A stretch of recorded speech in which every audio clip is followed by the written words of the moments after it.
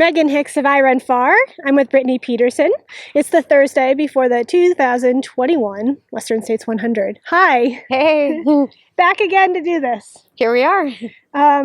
You're sitting in an interesting position. You come back to this race as the second place finisher from last time, this close to the win. Yeah. And in the span of 100 miles, 7 minutes is really this close. Mm-hmm. Yeah.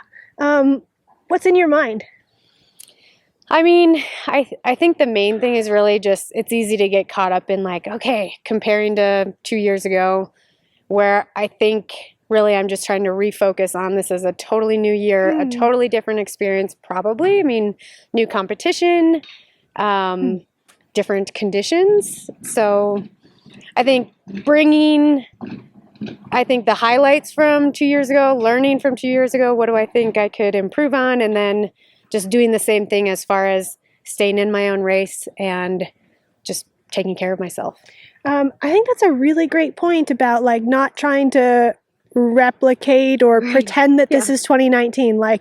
Everything's different. Yeah, I would love to have it be the same, but I think, that's when you start running into a trap of, I'm going to execute exactly the same way, and then you're not in the moment. And I think it's bring the things I learned and apply, but it's likely going to be very, very different. I want to ask about the idea of specificity in Western States, because when I think of you and who you're coached by, and I think that you probably train more specifically for this race than most people. How important has that element of your training been? I mean, obviously with Paul Lind as my coach, Western States is near and dear to his heart. Cody, obviously dating Cody, so he has family out here, so we just have the opportunity to come out here a lot. And then I teach, so I'm off of school in the beginning of May, where it kind of works really nicely to just get out of school and then really get into specific training for Western States, and then being able to travel and be here. So I think it just, I guess Black Canyon worked similarly, and I was on Christmas break, so we wanted to get out of the cold Idaho weather and go down to Arizona, and Cody was training for Bandera. I was eyeing Black Canyon, so it just made sense. But I think so it's worked out really well to be able to be really specific, and I do think it helps tremendously. But I think, I've debated, I don't need to come and run the course all the time, and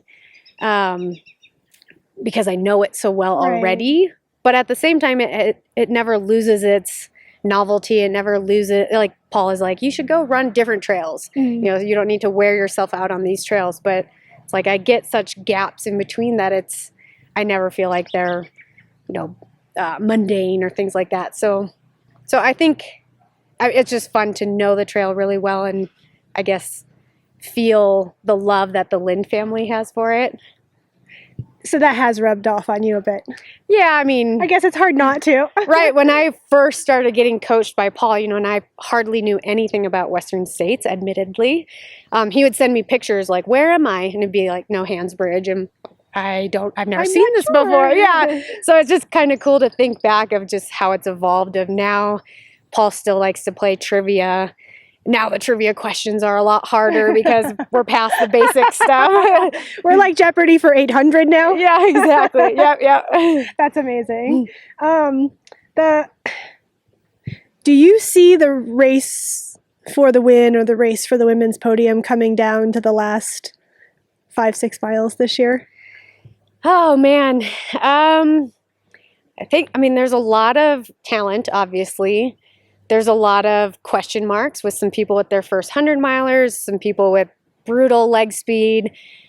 I think the heat is just going to be the question mark of, will the heat disrupt some people? Will the heat make things more spread out so it's not such a battle? I don't know. I mean, I was just talking with Paul, kind of visualizing the race, and my visualization was, it will come down to people being pretty close and a battle of grit at the end. And that's always my nightmare, but it makes you dig really deep, and it makes it super exciting and memorable. So I have no idea, but I guess I'm mentally preparing for that. Yeah. I mean, I think it's probably wise too. Right. Yes. Yep. I mean, to have a plan and to expect like really getting into the pain cave towards the end and having to like give it all of your heart, really. And having a headlamp behind you or in front of you and monitoring that. And exactly. Already have that plan. Just visualize that. In my mind, it was, for me, the women's race here in 2019 was one of the most exciting 100-mile races I've seen across genders. Like, to have a 100-mile race come down to the last few minutes is, like, we don't have that a lot in the sport. And so, like, I guess my question is like, do you think of it in the same way that maybe those of us external to the story think of it? Like, do you think of it more of like, well, yeah, great story, but I didn't come out on top? Or do you kind of feel like, oh, I was like a part of a history, a part of, like entering a new era of women's ultra running? Yeah, definitely that. Like just feeling like I was a part of history. And I know Claire and I have both talked of like, I couldn't have done what I did without Claire. And I think she feels she couldn't have done what she did without me pushing her.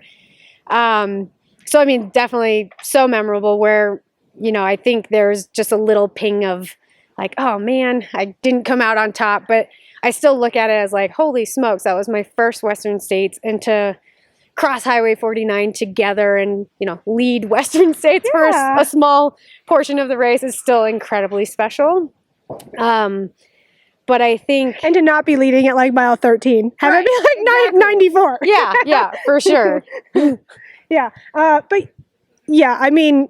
You come back to do something different, come back to do something a little more. Like, is that a fair assumption? Yeah, I mean, when you get second, obviously you're looking up from there, but I still think, you know, like how many people have placed on the podium and then had a totally different year. Not that I'm hoping that that happens, but I'm not going in with added confidence or added security by any means. I think it's still just take each card that's dealt on the day, and you know, all the stuff that you can think about before the race of how is this going to go and whatever. It's just, you have to get out there and just be in the moment and make the decisions to the best of your ability at the time. And then, you know, just see how it all comes together. I really like what you said there about like a previous position. You know, it does give you something to think about, but it doesn't afford you any extra security on game day then. I mean, and it can hinder you if you go in with, you know, like, I've got this in the bag. Like, that's not realistic. Yeah. And that's not respecting your competitors. Like, anyone, you know, I was just talking to Cody this morning. He's like, because we saw the iRunFar results and of the prediction contest. And it's like the people down at the bottom of that list, those are the people that often, like, that's where I was 2 years ago. You know, like, those are the people that can come out and surprise you if you're not really, you know, paying attention to your own race. Well, I hope for you there are a few surprises, but also, a few things of normalcy, since this is a course you're getting used to through time and you know all the trivia for now. Yeah.